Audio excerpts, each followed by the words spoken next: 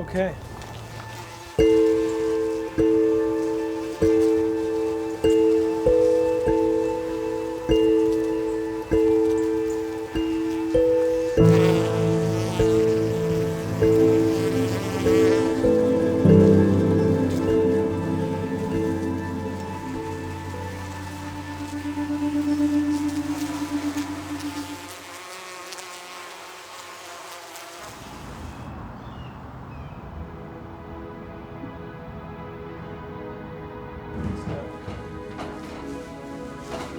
Emily, did you wash your hands? When I was 10, I had my first beehive. I produced 160 pounds of blackberry honey off of one beehive, which in Oregon, 80 pounds on a hive would be a good year. And I went around and sold Allen's honey to, my dentist and, whoever else would buy a jar of honey. My dad would do Saturday beekeeping classes, and I would go in and, be his assistant, help explain to them what the different types of bees are, the queen and the worker bee and the drone. People who had been at GloryBee a long time, they'd razz me and tease me and say, hey, are you gonna run this place someday?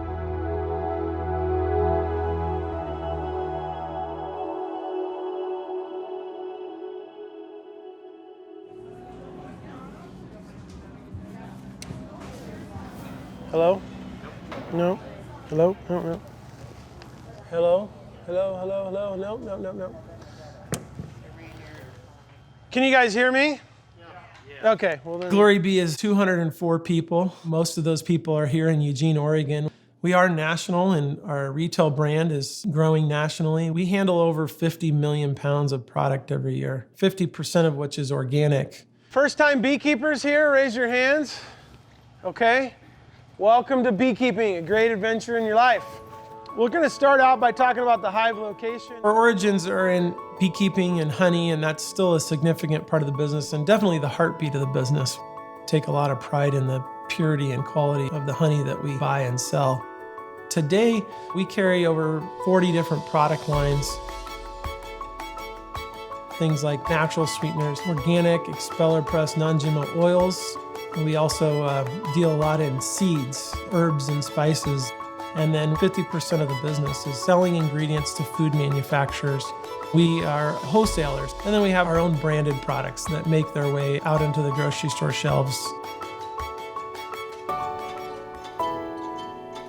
The truth of the matter is, we didn't really know what we were getting into at first. The business basically started with the idea that I was a beekeeper and we were selling beekeeping supplies out of our garage. And out of necessity, we recycled much of what we had to work with. He would recycle drums and he would wash out totes.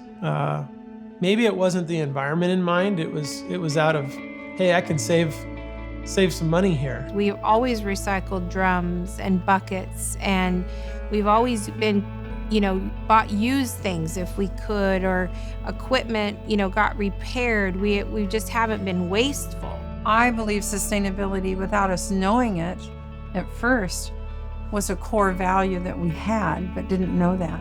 My son Alan has really given the major leadership of doing that. And I think it's brought value to the company, and it's brought more integrity to the company. Mm-hmm. At the core of kind of my inspiration is this idea of stewardship. The world, has come up with the name sustainability, and yet I kind of go back to stewardship.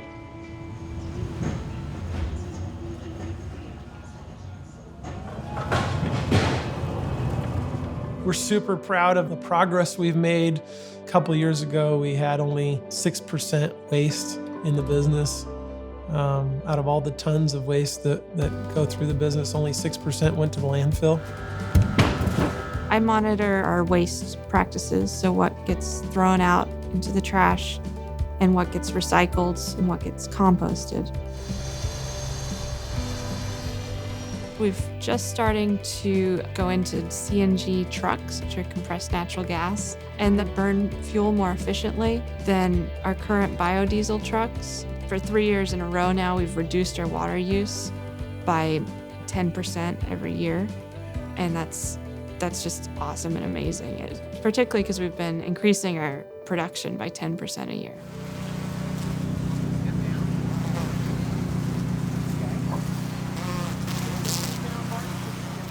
The environment affects healthy food, and bees are really at the roots of the food supply. A third of every bite that we eat is pollinated by bees. It's nuts, fruits, and vegetables. Pretty critical to our health and this amazing earth. Everybody maybe this summer say they're going to plant one flower for a bee.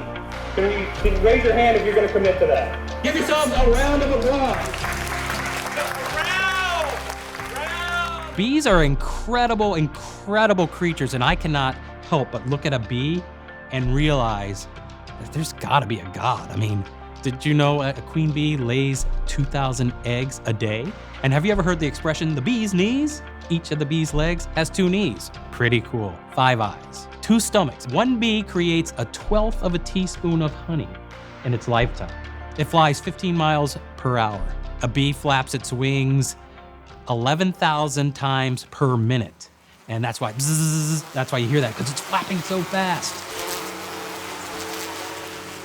And you might not know this, but the bees are in danger. This year, they're reporting 50% losses of bee colonies. There's half as many bee colonies in the United States as there was in World War II.